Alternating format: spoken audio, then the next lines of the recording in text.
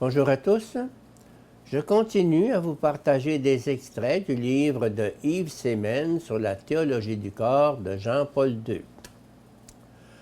Le langage du corps et la concupiscence de la chair, suite.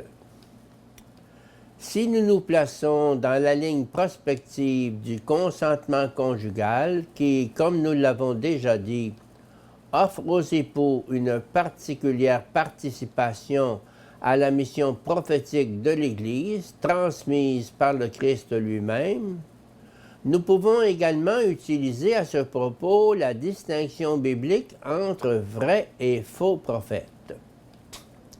À travers le mariage comme sacrement de l'Église, l'homme et la femme sont appelés de manière explicite à donner, en se servant correctement du langage du corps, le témoignage de l'amour sponsal et procréateur, un témoignage digne des vrais prophètes. C'est en cela que consiste la juste signification et la grandeur du consentement conjugal dans le sacrement de l'Église. La problématique du signe sacramentel du mariage a un caractère nettement anthropologique. Nous la construisons sur la base de l'anthropologie théologique et en particulier sur ce que nous avons, dès le début des présentes considérations, défini comme théologie du corps. Aussi, dans la suite de ces analyses, devrons-nous toujours garder sous les yeux les considérations précédentes qui se réfèrent à l'analyse des paroles clés du Christ.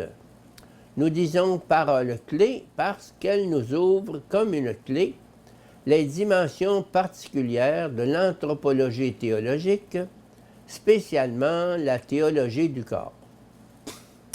En édifiant sur cette base l'analyse du signe sacramentel du mariage, auquel participent toujours, même après le péché originel, l'homme et la femme en tant qu'hommes historiques, nous devons constamment nous rappeler le fait que l'homme historique, masculin et féminin, est en même temps l'homme de la concupiscence.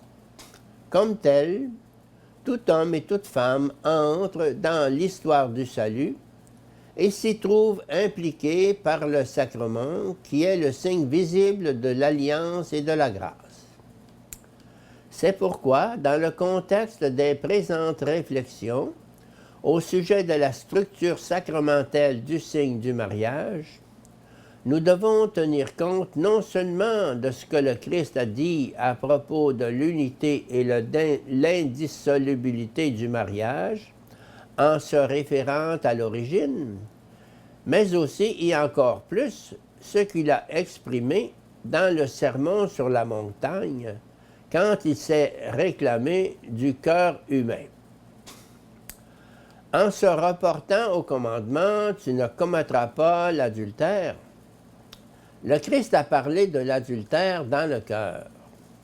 Quiconque regarde une femme pour la désirer a déjà commis l'adultère avec elle dans son cœur. Matthieu 5, 28.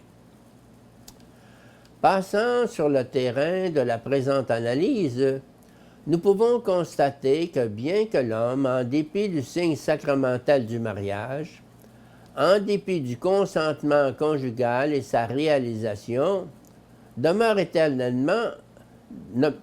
naturellement l'homme de la concupiscence.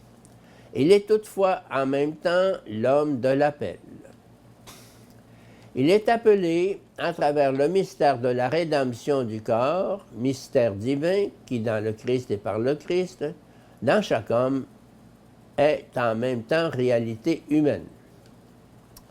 En outre, ce mystère comporte un ethos déterminé qui, par son essence, est humain et que nous avons déjà appelé précédemment ethos de la rédemption.